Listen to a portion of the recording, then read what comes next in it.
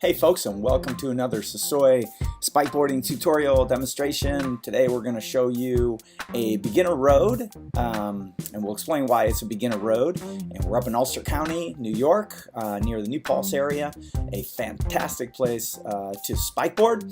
So a beginner road is going to be a road that doesn't have a lot of traffic and where you will be safe, and also you will be safe from others while you learn to keep your board and your skateboard spike in complete control. And that's what a beginner road is. A beginner road also is not going to have a bunch of technical pavement and uneven and rocky situations. Spikeboarding actually, unlike roller skiing, can manage quite a bit more turbulence on the pavement because of the nature of the wheel size and also the nature of the singularity of the board. So when you cannot cross your tips, your ski tips, you are in a little bit of a less compromised and challenging situation. And the pavement isn't absolutely perfect on this particular road, but it is very good for beginners. So this road is about 2 miles long approximately, and it ends in a cul-de-sac. We're just going to turn around and come straight back. And for beginners, that is perfect. So we would call this sort of loop a pickle loop, just a long loop that you can repeat over and over and over again. And you can find roads like this all over Ulster County, New York State, and of course the entire country. So find quiet roads where there isn't a lot of traffic, and of course keep your ears open to your backside when you hear traffic. Respectfully get over to the side, same as you would if you were inline skating or roller skiing or cycling, and let the traffic through and stop if you have to, or if you require to, and let the cars go by. But this is what a beginner road look like, and there's a lot of good beginner roads all over the New Paltz area. So get out, find them, and that's where you want to go to practice. I don't think we're going to see one car the entire time driving on this road.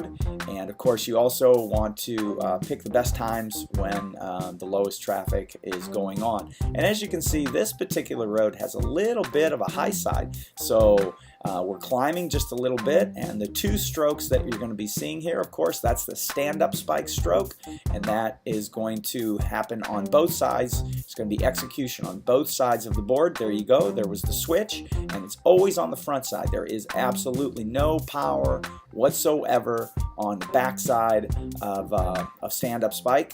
And so you need to begin to learn that ambi-pedal skill set. Please, folks, this video was not intended to teach you how to spikeboard. It was intended to show you the beginner roads that exist in Ulster County, and a sample beginner road of how of what kind of roads you would want to find in the good old US of A to train on as well. But this road couldn't be more perfect. We're still going slightly uphill. The gradient must be like 1.5%, maybe less than that, and it's a great place to execute the Cubi cross. There you can see the Cubi cross, which is ambi-pedal. Ambi-pedal means the use of both legs. There's the switch, and we also saw a little connector stroke that went seamlessly between the stand-up spike stroke and the Cubi cross stroke. And your cadences, try to keep them low, try to not go past 10. But if you can, physiologically, hey, if you can hold cadences of 20, 25, 30 on each side, then absolutely go for it. Folks, you're seeing spikeboarding. Spikeboarding is a very simplified form of cross-country skiing. So cross-country roller skiing is what the U.S. Olympic team does. It's what the world's best skiers, cross-country skiers do. And this is just a simplified form of it. That's a skateboard spike in that athlete's hand. And with it, as you can see, you can execute at a very high performing level using the kinetics. Kinetics means strokes. Strokes very similar to swimming. You have 4: butterfly, backstroke, breaststroke, and front crawl. And you execute, you learn them, a coach teaches you them, and then you execute them in water. So in spikeboarding, you have Cubi cross and stand-up spike predominantly that you're going to be working with. As soon as your legs can't keep up with speed, that is when you get into the stand-up spike. And as we can see, we're coming down the hill here. A little behind us are the little rollers that work up into the Shawangunk mountain range here, and we're coming back down this little sled ride, which isn't a big pitch, so we actually need to keep doing some work. And what's filming us right there is a bicycle directly in front of us, so it gives you an idea of how much space we need. We just need a shoulder width of road, same as a cycle.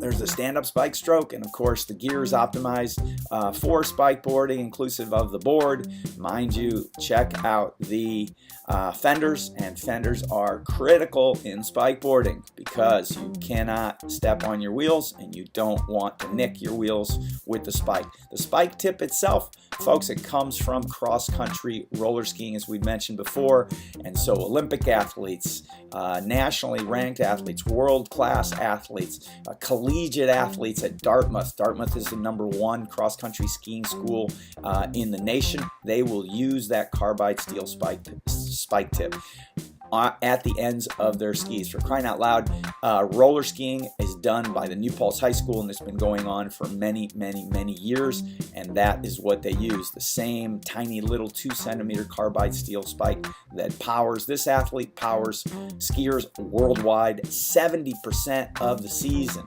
And all you coaches, if you're checking this out, realize that it is a tremendous amount of fun, and it engages the core like mad, and also raises the stamina level of your athletes. So if you can find something that athletes are going to do repeatedly, then they're going to do it over and over again and receive a tremendous amount of strength and condition training.